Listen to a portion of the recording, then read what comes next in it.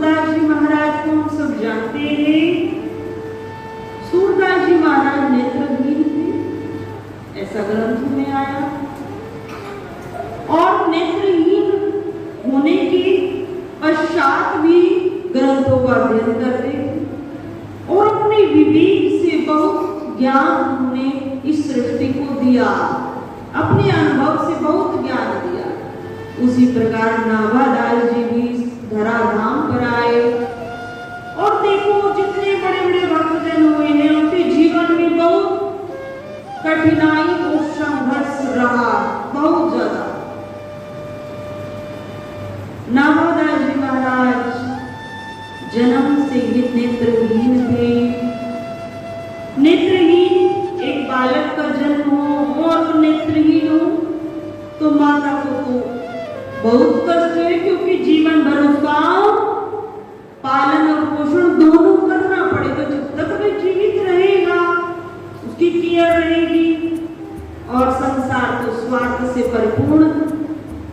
आज हम सब गुरुजन भी शिष्यों का पालन करते हैं, आप सब माता पिता हैं, घरों में बच्चों का पालन करते, तो पालन करते हैं, उनके पीछे भाव रहता है, आज मैं इसकी रक्षा कर रहा हूँ, कल ये भी मेरी रक्षा करेगा, ये मेरा पुत्र है, मेरा नाम रोशन करेगा। यदि मैं इसको बहुत अच्छा पढ़ाता हूँ, एजुकेशन देता हूँ, विदेश भेजता हूँ, तो ठीक है, ये तो अध्ययन करेगा, एजुकेशन इसकी बढ़ेगी, पर नाम रोशन मेरा होगा। उसका लड़का देखो अमेरिका से पढ़कर आया, बस इसीलिए, इस आनंद के लिए माता पिता अपने बच्चे का पोषण करते हैं, उसको बहुत स्नेह देते हैं, अपनी योग्यता से भी अधिक। आजकल के बच्चे बड़े भाग्यशाली, उनको इतना स्नेह मिल रहा है।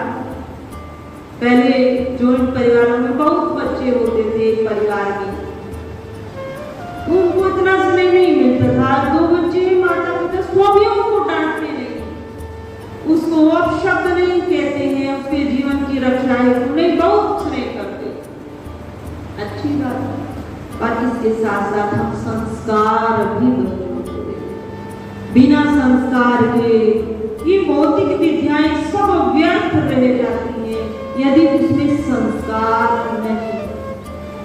तो नाभादास जी महाराज जन्म से ही नेत्रहीन, माता ने पाया ऐसा अभाग्य बालक जन्म लिया है हमारे घर में, एक जिसके नेत्र नहीं और पहले से ही अकाल।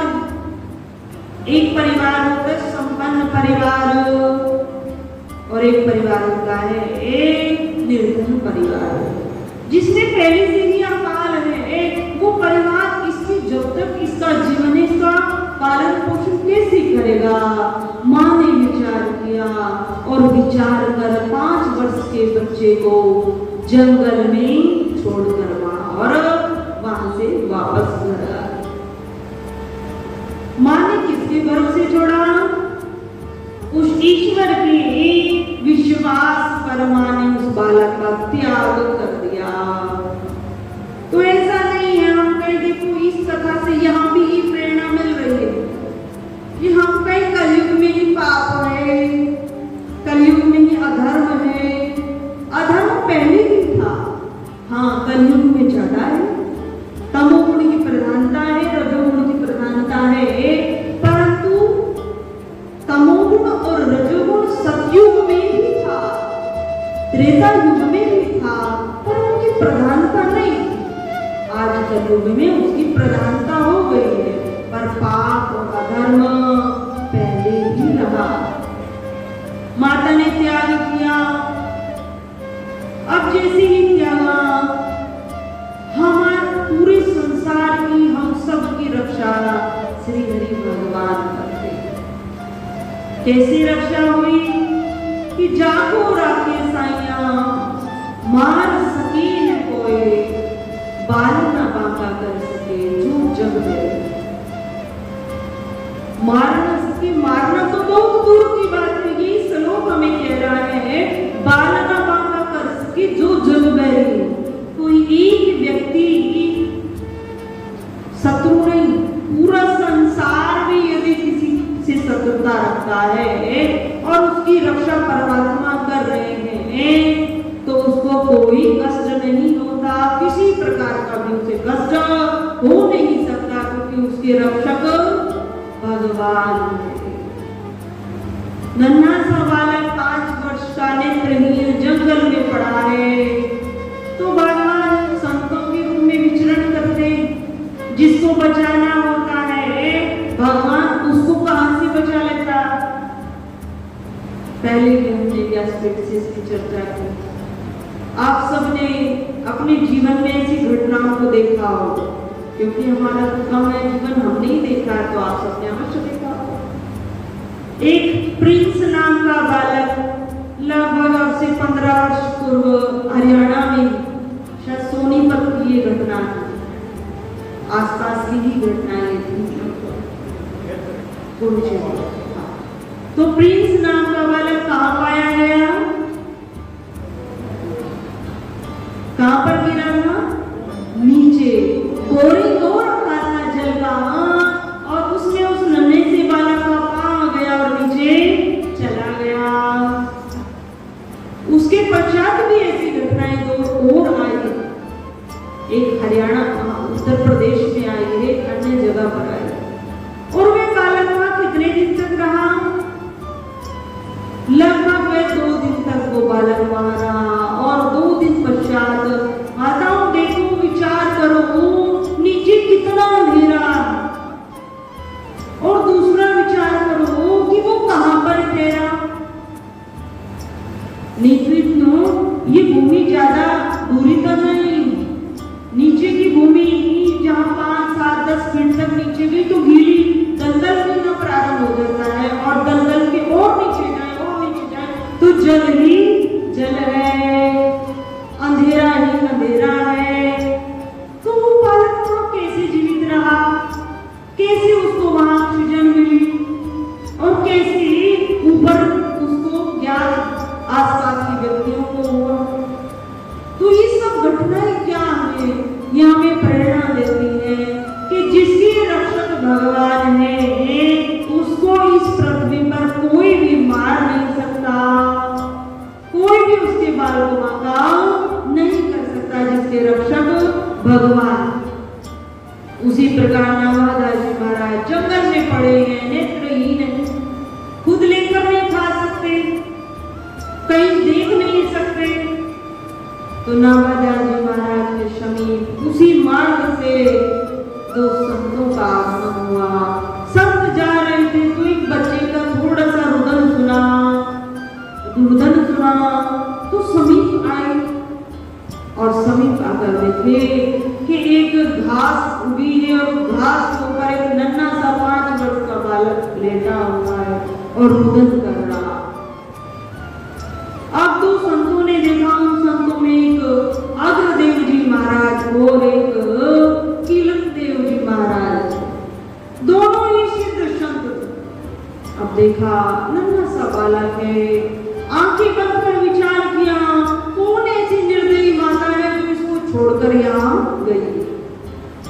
विचार किया, मन में भाव आया कि माँ ने तो त्याग किया है परंतु उसके पीछे का कारण है बच्चा नेत्रहीन है, घर में अकाल है, माँ को डर है, वो आजीवन इसकी रक्षा कैसे करेगी।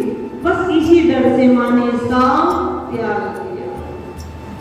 संतों ने कृपा की, अपने साथ में जो पहले भ्रमण पैदल रहता था तो कुछ खाने की सामग्री और जल हमेशा साथ रहता, तो जल को हाथ में लिया, संकल्प किया, संकल्प अर्थात अपने पुण्यों को वहां दे दिया,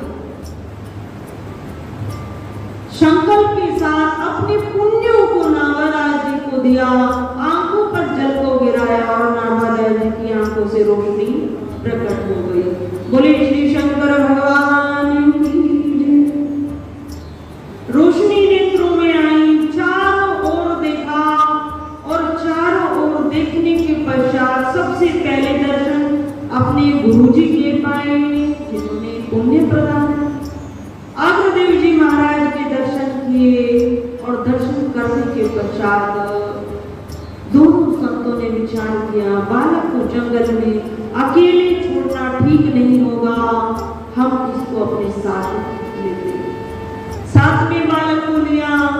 अब लेकर सोचने लगे, छोटा सा बालक है, साथ में रखेंगे तो भजन साधन थोड़ा प्रभाव में आएगा, भजन साधन थोड़ा छूट जाएगा।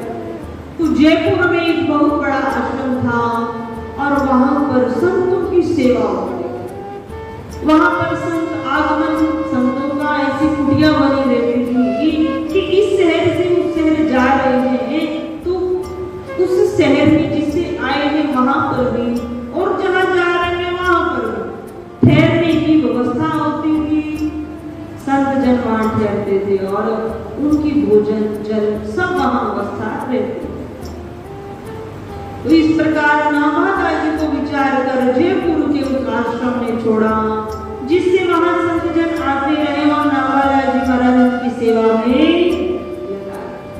नन्हा सा बालक की कोई विद्या नहीं सीखी, नामाता जी को जयपुर के आश्रम में छोड़ दिया और अपने भजन साधन में अग्रनाथ जी महाराज लग गए।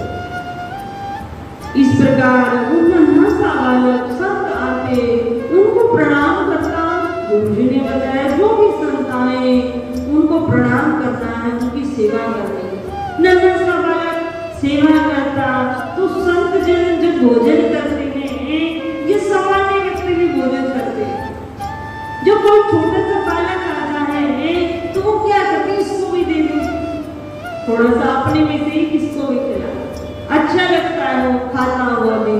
और बालक में भी भेदभाव नहीं रहता, वो अपने घर के जितने सदस्य हैं उनके साथ सब भोजन ले लेता। तो इस प्रकार नामाता जी महाराज छोटे छोटे पांव से चल कर जाते संतों के पास और संत अपने आप ही पाते और अपनी थाली में से नामाता जी को भी दे देते। माता ये बहुत गोपनीय बात है, आप सबको भी बता रहे कि यदि संत भोजन कर रहा, हाँ ये नहीं कहते तमोगुण प्रधान नहीं होना चाहिए। आज ऐसे भी हैं जो वस्त्र तो गिरने धारण किए पर वो तमोगुण प्रधान है। तमोगुण अभी आश्रम में हम काफी समय से अभी रह रहे क्योंकि बड़े संतों का आशीर्वाद है, उनकी मान्यता नहीं है। शांति जी अभी बाहर कम जाइए, अभी आप जितना हो सके आश्रम में अपने भजन को बढ़ाइए, साधना कीजिए, वहीं रहिए, आपको लाभ मिलेगा। काफी समय से आश्रम में तो वहां पर एक देखने में साधु, एकदम से तो हम किसी को भी देखकर नहीं बता सकते इसलिए तमोगुण प्रधान है, रजोगुण प्रधान है, सतोगुण प्रधान। वह आश्रम में आया, अब गिरवे वस्त्र उसके और ये ऊपर जो बाल होते हैं सब जैसे होते ही हैं, बाल नहीं थे, एक पूरा तिलक वगैरह लगाए, हल्का बैग लिए और पूरा मुंडाए सर को, जो लगा सन्यासी। तो चेयर पर बिठाया, प्रणाम किया, हम स्वयं अपने आश्रम पर बैठे। अब जैसे कुछ वार्तालाप करने लगे तो मानो जब उसकी आंखों में देखा तो लाल उसकी आंखें दिखाई दी। कुछ मन में गलत भाव आया, फिर और जब एक दो शब्दों से चर्चा रही तो मुंह से कुछ दुर्गंध हमारे तक भी, बस इतना रहा। और हम अपने आश्रम से उठे और सीधा फोन निकाला और आश्रम में जो अन्य भाई लोग थे आसपास उनको बुलाया और कहा इसको कहीं यहाँ से प्रस्थान करे। और जैसे हमारे दो चार शब्दों की चर्चा उससे रही तो उसने अपने आप को बताया मैं हरिद्वार से आया। अब हमारे मन में और श्रद्धा बड़ी, संत है हरिद्वार से आए तो माता ऐसे तो हम क्या करें।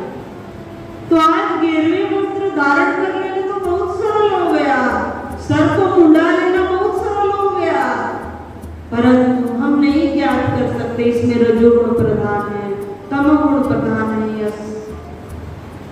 शुद्ध सतोगुण प्रधान है। हाँ, जब उससे वार्तालाप होती है तब उसके व्यवहार को हम जान पाते हैं। तो ऐसों की चर्चा यहाँ नहीं, यहाँ नामाता जी की चरित्र की चर्चा कि हम संतों को भी देखें कि वो किस स्वभाव का, तो संतों की झूठन को नावादास जी महाराज पाते, नन्हे से बालक भोजन पा रहे तो अपने में से उसको भी खिला रहे। तो देखने में क्रिया लग रही है झूठन पा रहा, परंतु संत अपना झूठा देते नहीं, पहली बात। और किसी को यदि दे भी देते हैं तो वो अपने पुण्यों को देते हैं। आप सबने घर में भी सुना होगा, जो भाई व्रत रखता उसका यदि कुछ बच जाता है तो कहते हैं अरे उसको मत दो, सारा पुण्य तो उसको चला जाएगा, सारा पुण्य तो वहां चला जाएगा, व्रत उसने रखा।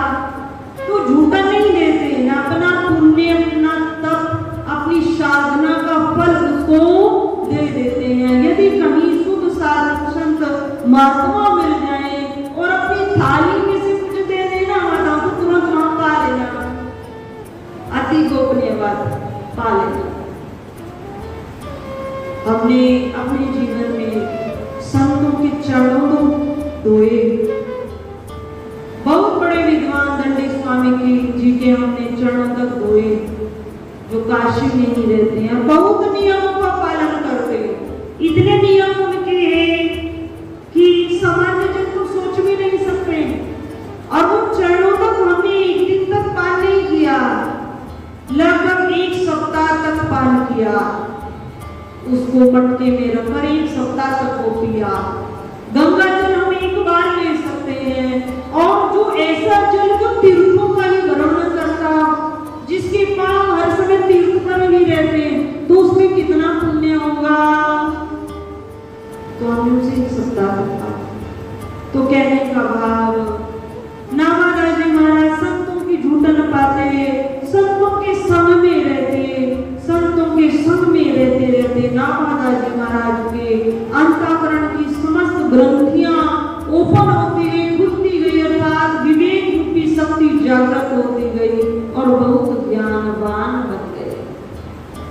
अब जो उनके गुरु हैं श्री अग्रदेव जी महाराज, वे इस क्रिया को नहीं जानते थे। उनका भाव तो था नावादास जी महाराज को आश्रम में छोड़ा है, अब बालक है, संतों की सेवा में है, तो भक्ति बढ़ेगी, भक्ति बढ़ेगी तो अपने जीवन का कल्याण करेगा। परंतु इतनी बढ़ जाएगी ये ज्ञान नहीं था। जब देखा आयु अच्छी है नावादास जी की, कुछ योग्य हो गए हैं, अपने वस्त्र स्वयं सफाई कर लेते हैं, तब नावादास जी महाराज को अपने साथ रखना प्रारंभ कर दिया। श्री अग्रदास जी महाराज एक बार अपने आश्रम पर बैठे हैं, सामान्य आश्रम पर बैठे, और ग्रीष्म ऋतु है। अब नावादास जी महाराज को पंखा दिया है और नावादास जी महाराज से कह रही हैं पंखे की सेवा करो। पंखा नावादास जी महाराज कर रहे हैं और श्री अग्रदेव जी महाराज बैठे हुए। अब बैठे बैठे गुरुदेव कहाँ पहुंच गए? माँ सीता जी और राम जी की सेवा में लगे। हम दूर से देखेंगे संतों की क्रिया को लगेगा, देखो आराम से सेवा ले रहे हैं, आंखें बंद किए, ग्रीष्म ऋतु में कोई और पंखा कर रहा है और आराम से सो रहे। नहीं माताओं, जब ध्यान की उच्च अवस्था हो जाती है तो आप लेटे हुए भी समाधि में पहुंच जाते हैं। आप अपने बिस्तर पर लेटे हुए, पर उस लेटे हुए की अवस्था में भी सारी इंद्रियां शांत होती हैं और आप अपने जो मूल मंत्र है उस पर पहुंच जाते हैं। अब वो मूल मंत्र माताओं आपको अपने में ही दिखाई देता, अपने में दिखाई देता है, अपने ललाट पर दिखाई देता है, अपने में उसकी शक्ति दिखाई देती है। तो हम ये नहीं कह सकते कि बैठकर ही समाधि लगती है, ये शास्त्रों में कहीं नहीं आया कि हम सोचे आसन पर आराम से बैठकर ही समाधि लगती। समाधि कहीं भी लग जाती है। और संतों की जिनकी जीवन का कार्य ही भगवान का भजन साधन करना, चित्तवृत्ति को परमात्मा से जोड़ना, यही संतों का कार्य, यही इसीलिए उनका गृह त्याग था। इस प्रकार अग्रदेव जी महाराज अपने आसन पर बैठे, आंख बंद किए और नाबादा जी महाराज पंखा कर रहे। बहुत आनंद हो रहा है, आंखें बंद है और लगभग 2 घंटे से श्री राम जी और मां सीता जी की सेवा में लगे। कैसी सेवा? मानसिक सेवा, मन से सेवा कर रहे। और हमारे शास्त्रों में मानसिक सेवा को बहुत महत्व दिया गया। जो हम सामने से क्रिया करते हैं उससे कई गुना लाभ मानसिक सेवा का। तो इस प्रकार मानसिक सेवा में लीन है। परंतु वहां एक विचित्र घटना घटित होती, और विचित्र घटना ये है कि आज तो टेलीफोन है, नहीं आज तो फोन ही है, टेलीफोन भी गए, आज तो सीधा फोन। तो कोई भी घटना किसी को घटित होती है तो तुरंत फोन नंबर लगा के वो बात करते। अब हम विचार करें, फोन से भी यदि हमारी बात होती तो हम विचार करें, फोन में कोई तार नहीं, तो फोन से बात होती है कोई तार नहीं, तो फोन से भी हमारी बात होती है तो वाइब्रेशन से होती है। वाइब्रेशन अर्थात हम जो बोल रहे हैं वाइब्रेशन वहां तक उसकी पहुंचती है, ध्वनि की तरंगे वहां तक पहुंचती है। जो हमने बोला केवल उसी को सुनाई देगा।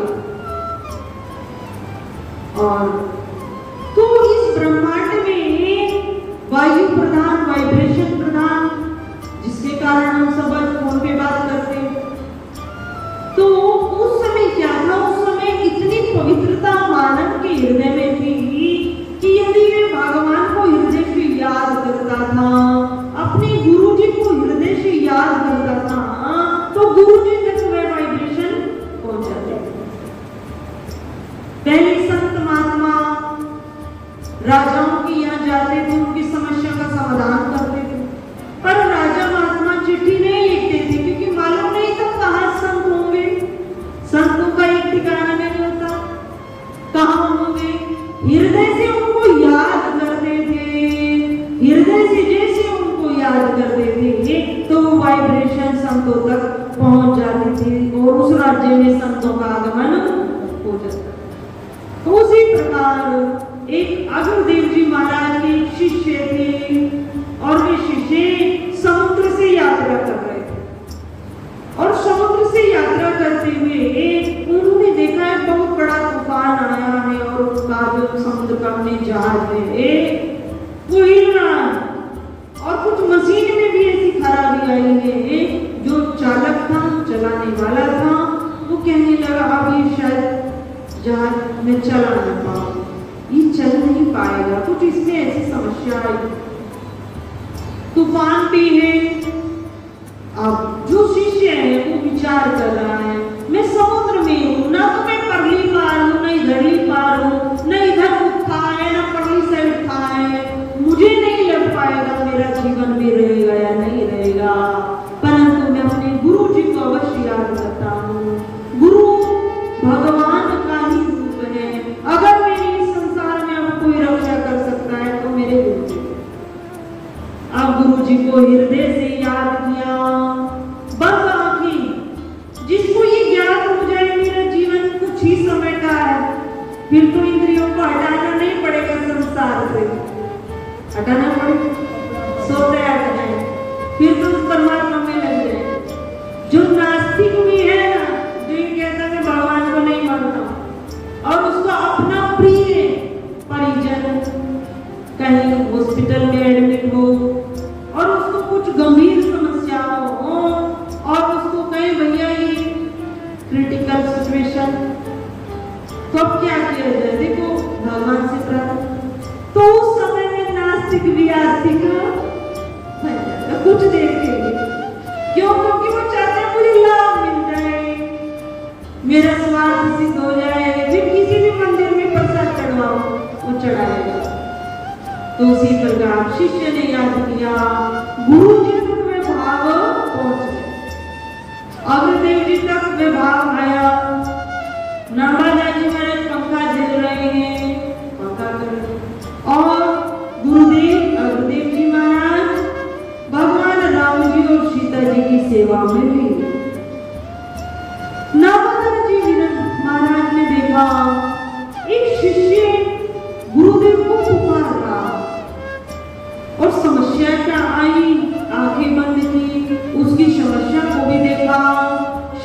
आई है कि समुद्र में जहाज रुका है और वो वहीं पर खड़ा है, वो आगे नहीं बढ़ पा रहा है, तूफान आया है। और गुरु जी का जो पूजा है, ध्यान है, वो सब माँ सीता जी की पूजा से, राम जी की पूजा से हट रहा। गुरु जी की जो एक लग्न पूजा है उसमें बाधा आ रही है, विषय आ रहा। तब नावादास जी महाराज ने क्या किया, जो पंखा कर रहे थे ना, उसी पंखे को कह दिया जा जहाज को आगे कर। उस पंखे को ही कहा, जैसे पीछे जहाज के लेकर गए और जहाज को आगे कर दिया। अब जहाज को जैसे ही आगे किया तो जो वो शिष्य थे जो पुकार रहा था, उसकी समस्या का निवारण, तूफान भी चला गया और जो जहाज में खराबी आई थी वह भी दूर हो गई।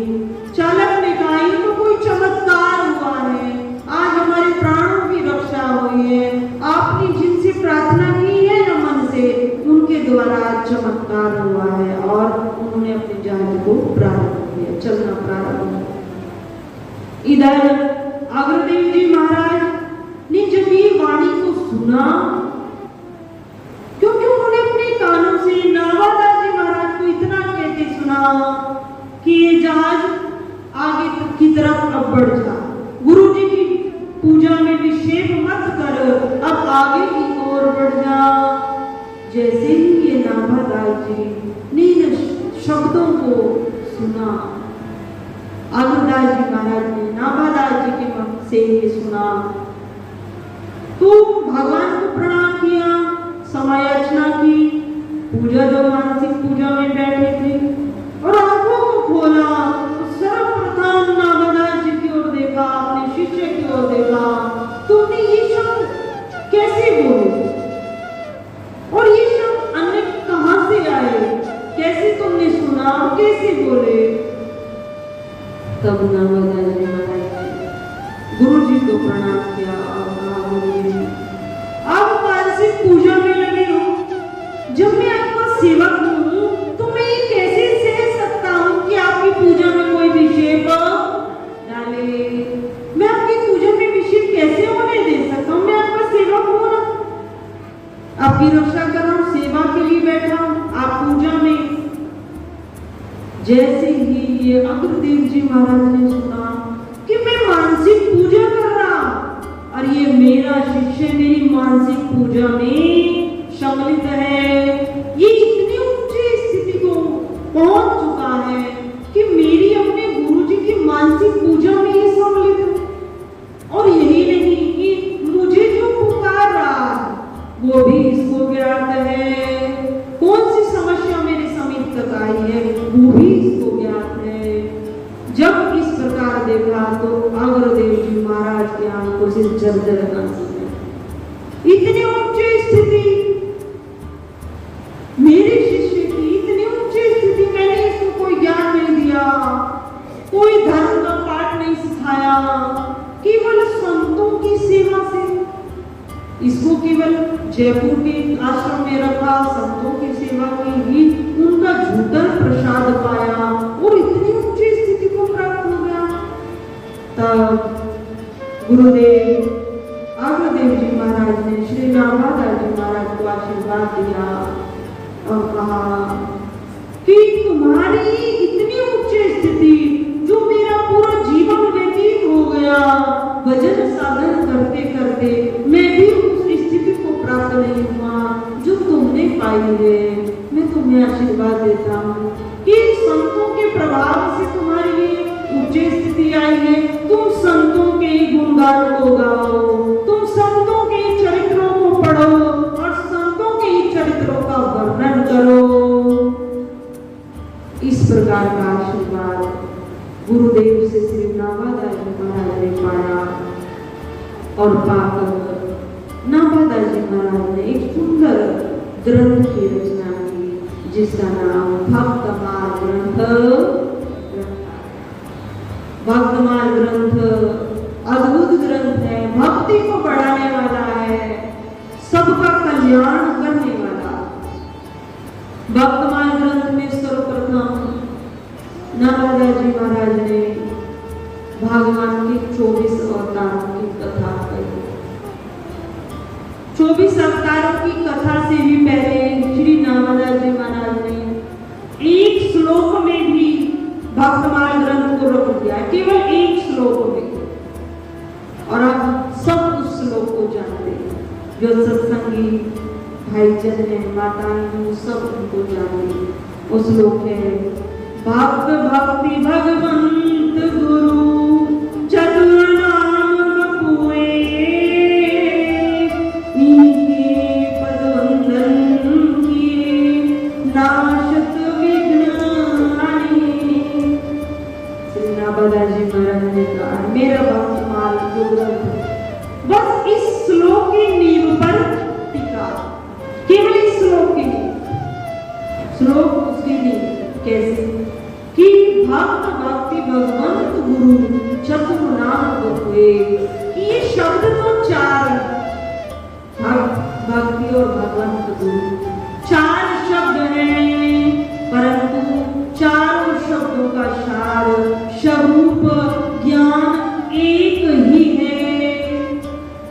भक्त और भगवान में कोई अंतर नहीं है, भक्ति और गुरु में कोई अंतर नहीं है, चारों एक है। भक्त भक्ति भगवंत गुरु चारों का सार एक ही है।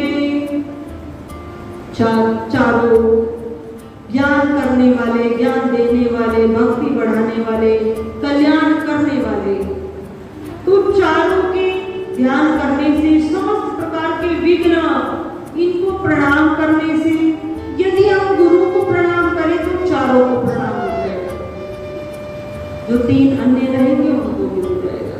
यदि हम भगवान को ही प्रणाम करें तो अन्य जो तीन रहे उनको भी हो जाएगा, क्योंकि चारों में कोई अंतर नहीं है, किसी प्रकार का भी अंतर नहीं है। नवदा भक्ति में आई है ना, गुरु पद पंकज सेवा। पहले संतों कर संगा, दूसरी रतिमों कथा प्रसंगा, तीसरी गुरु पद पंकज सेवा। तो गुरु की यदि सेवा हो जाए तो ईश्वर की ही सेवा, और यदि भगवान की सेवा हो जाए वह भी गुरु की सेवा है, उससे भी उद्धार होगा। तो कहने का भाव, भक्त भक्ति भगवंत गुरु इनमें कोई भी भेद नहीं, किसी प्रकार का भेद नहीं। उसके पश्चात भगवान ग्रंथ का विस्तार, इसके पश्चात श्री नामदास जी महाराज ने 24 अवतारों की कथा को कहा।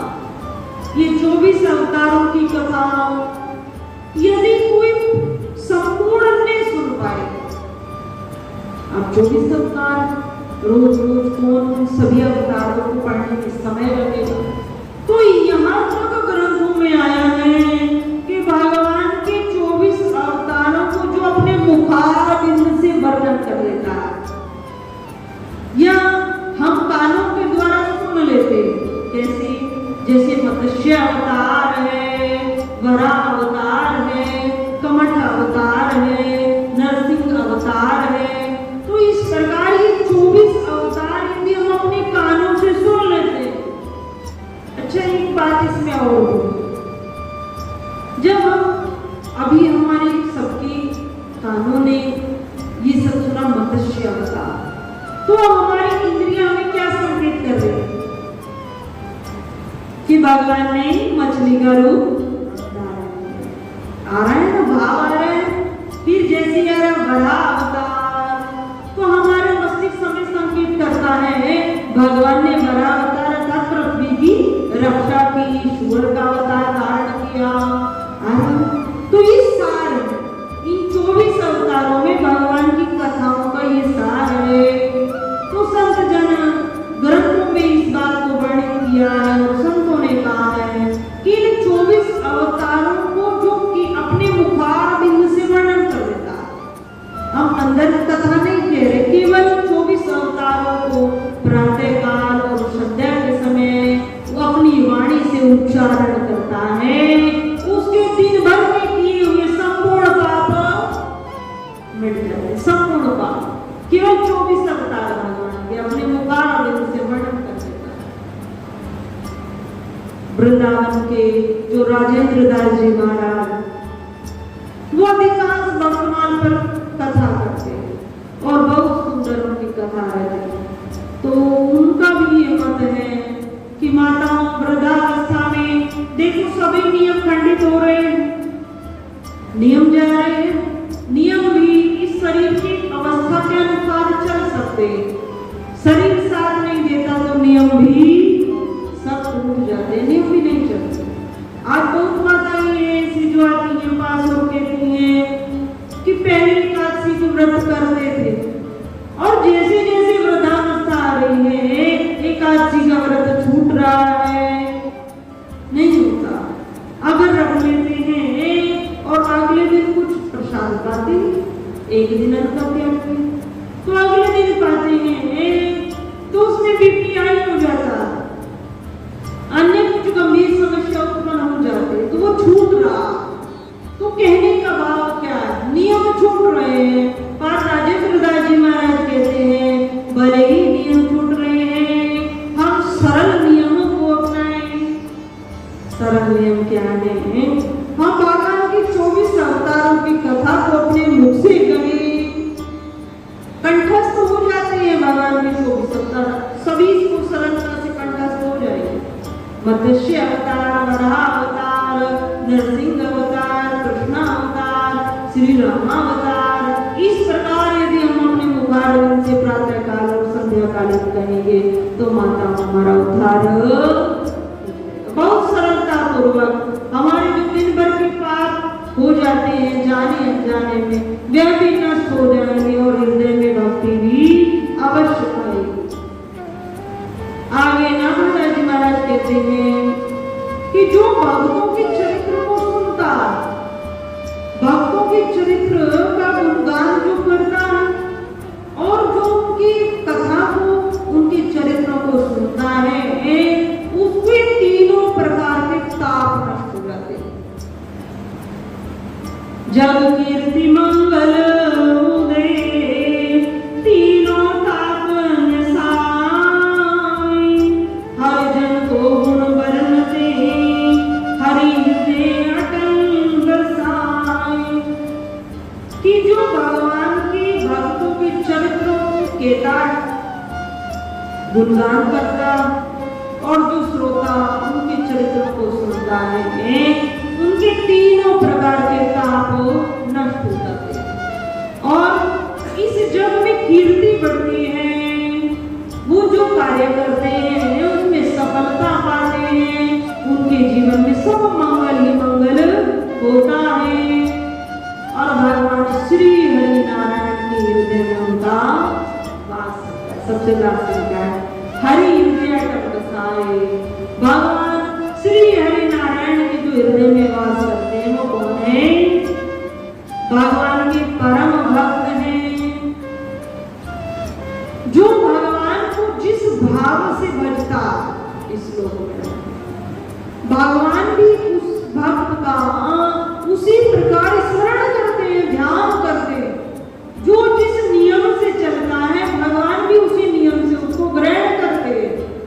जो सरलता पूर्वक भगवान को भजता है, भगवान कहते हैं उसके लिए मैं सरल बन जाता।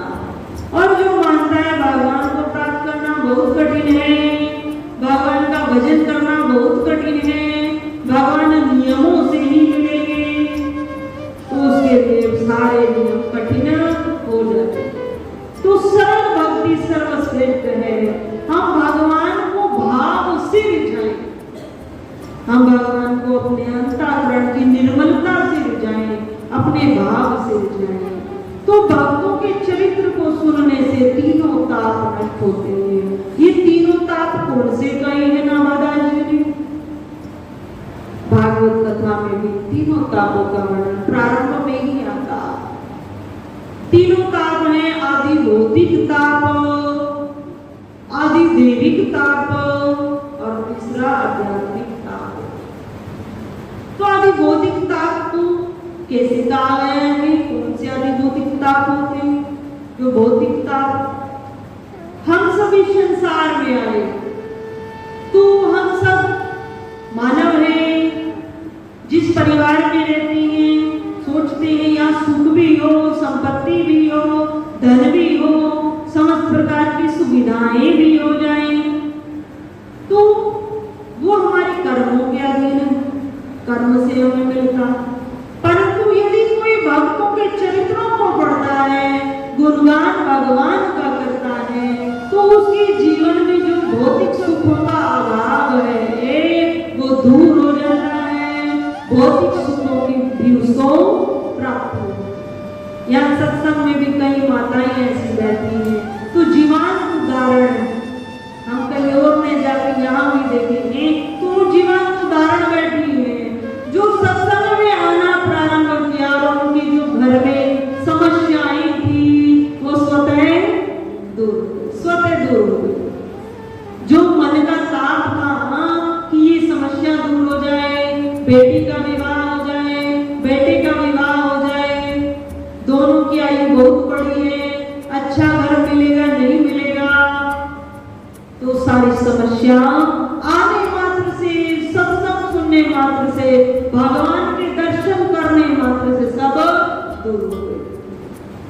तो ये सत्संग, भक्तों के चरित्र, भगवान का गुणगान हमें भौतिक सुखों को भी प्राप्त कराता है। दूसरा, अधिदैविक ताप। अधिदैविक ताप किसको कहा गया कि जो हम इस संसार में रहते हैं, अब हम देखेंगे कि हमारे ऊपर माता पिता ने हमें जन्म दिया, गुरु ने हमें ज्ञान दिया, तो माता पिता देवताओं की श्रेणी में आते हैं। माता पिता कोई सामान्य रिश्तेदार की श्रेणी में नहीं आते। तुम सेवा करो तो ठीक है और नहीं करो तो ठीक नहीं। माता पिता की सेवा हमारा सबका परम धर्म है। माता पिता देवताओं की श्रेणी में आते हैं, उनकी सेवा करें तो ही हम अपने कर्तव्य का पालन कर सकते हैं, अर्थात धर्म है हमारा, हमें करना ही होगा। तो माता पिता की सेवा, गुरु सेवा, क्यों? क्योंकि माता का, पिता का हमारे ऊपर ऋण है ना माता। तो हम कैसे चुका सकते हैं? हम उनको प्रसन्न रखकर हम वह ऋण दे सकते हैं, केवल प्रसन्न रखकर, क्योंकि हम उस ऋण को नहीं दे सकते। जिस ऋण को हम दे नहीं सकते हैं, तो फिर हमें केवल एक ही कर्तव्य हमारा शेष रहता है कि हम उनको प्रसन्न रखें, केवल प्रसन्न रखें। और देखो कितने भोले माता पिता होते, केवल प्रसन्न रहने मात्र से ही जब तक जीवित रहते हैं ना माता, आशीर्वाद देते हैं। उनके लिए कोई साध्वी हो जाए, कोई सन्यासी हो जाए, उनके लिए तो उनका बालक ही है ना। तो जब तक वे जीवित रहते हैं, अपने बालक को आशीर्वाद ही देते हैं। इस प्रकार माता पिता का ऋण है, गुरु ऋण है, जो हमें ज्ञान देते हैं, सत्मार्ग पर चलाते हैं, उनका ऋण है। और उसके पश्चात अधिदैविक तापों में जो हम ये 5 तत्व यूज कर रहे हैं, 5 देवता हमारे समीप, जिनसे हम दिन रात ले रहे हैं। जल ले रहे हैं तो जल देवता का भी ऋण है, वायु ले रहे हैं ना तो वायु देवता का भी ऋण है, पृथ्वी पर ले रहे हैं ना तो इसका भी ऋण है, उसी प्रकार आकाश का भी ऋण है। तो हम जिनका ले रहे हैं उनके प्रति हम कर्तव्यता को व्यक्त करें, बस उससे व्यता नष्ट हो जाता है। केवल हम अपने कर्तव्यता के लिए उनको अभिवादन दें। जैसे हम आज ऑक्सीजन ले रहे हैं, सब ले रहे हैं, माताओं आने वाला समय बहुत कठिन होगा। आज इसी चलाकर हम सब शयन कर रहे हैं ना, आने वाला समय ऐसा होगा कि हम ऑक्सीजन की सिलेंडर रखेंगे, ऑक्सीजन का सिलेंडर ऑन करेंगे, तब हम आराम से घर में रह पाएंगे। क्यों? क्योंकि प्रकृति की आज रक्षा नहीं, प्रकृति की आज रक्षा नहीं है। गवर्नमेंट देखो पैसा भी बहुत खर्च कर रही है, हम गवर्नमेंट की गलती नहीं निकालेंगे, करोड़ों रुपए देती है पौधा लगाने के लिए, पौधे के रोपण के लिए। पर आज मानव इतना आलसी है कि जो नीचे के कर्मचारी हैं वो पौधे को लगा तो देते हैं पर उसकी केयर नहीं है, उसकी केयर नहीं, और वो 15 दिन में 20 दिन में सूख जाता है। तो वो सब पैसे भी व्यर्थ जा रहे हैं। और उसकी बाद जो इस पूरे ब्रह्मांड में, पूरे संसार में जो जहरीली गैसें हैं उनका आकार बढ़ रहा है, जो हम सब छोड़ रहे हैं, कार्बन डाइऑक्साइड छोड़ रहे हैं और ले रहे हैं शुद्ध वायु, ऑक्सीजन ले रहे हैं। तो मैं बताऊं जिस प्रकार हमारे पहले वृद्धजनों ने पौधे लगाए तो उनका लाभ हम सब ले रहे हैं, उन्होंने उनकी रक्षा की, उनका लाभ हम सब ले रहे हैं। तो आज यदि हम पौधों का रोपण नहीं करेंगे, उनकी रक्षा नहीं करेंगे तो हम क्या सा फ्यूचर का निर्माण कर रहे हैं? हम अपने बच्चों को क्या देंगे? हम प्रकृति का कितना नुकसान कर रहे हैं? तो इस प्रकार पौधों भी हमें लगाने चाहिए, वायु को हमें शुद्ध रखना चाहिए। प्रत्येक मानव को अपने हाथ से अपने जीवन काल में 10 पौधे तो लगाने चाहिए। कितने पौधे लगाने चाहिए? 10 पौधे लगाने चाहिए और उन 10 पौधों को लगाकर छोड़ना नहीं। आपका पुत्र, आप जिसकी जीवन भर रक्षा करते हैं, जिसको पालित करते हैं, बहुत अच्छे स्कूल कॉलेजों में उसको पढ़ाते हैं, उसकी तो कोई गारंटी नहीं है कि वृद्धावस्था में सेवा करेगा या नहीं करेगा। पर माताओं, यदि आप पेड़ लगा देती हैं और 15 दिन में उसमें जाकर जल देती हैं, उसमें खाद डालती हैं, तो ये गारंटी है, व्यासपीठ कहता है कि वो जीवन भर आपको शुद्ध वायु। तो हम सबको अपने जीवन काल में, क्योंकि हम ले रहे हैं ना, तो उतना तो हमारा अधिकार कर्तव्य बनता है कि सब प्रकृति को शुद्ध वायु दें। 10 पौधे तो हम अपने हाथों से लगाएं और केवल जब तक उसको पालित करना है, जब तक वो स्वयं में चोर नहीं हो जाता। वो तो कहता ही नहीं है जीवन भर तुम मेरे पास आओ, मुझे स्नेह दो। वो कहते हैं कि जब तक मेरा पालन करो, जब तक मैं स्वयं सक्षम न हो जाऊं, जब मैं स्वयं सक्षम हो जाऊंगा तब मैं स्वतः अपना पालन करूंगा और फल फूल इत्यादि तुम्हें भी प्रदान करूंगा। तो ये देव ऋण कहे गए हैं। इसमें माता पिता का ऋण आता है, गुरु ऋण आता है और इस प्रवृत्ति का ऋण आता है। उसके पश्चात भी हमारे घर के जो बहुत छोटी एज में चले गए हैं उनको पितृ कहते हैं, पितृ दोष, पितृ ऋण, तो उनको भी समय समय पर हमें देते रहना चाहिए। उससे भी जीवन में खुशहाली आती है। परम पूज्य श्री साध्वी ब्रह्म ज्योति सरस्वती जी के प्रवचन प्राप्त करने हेतु दिव्य वाणी चैनल को सब्सक्राइब करें, वीडियो को शेयर करें और अपने परिजनों पर अवश्य भेजें।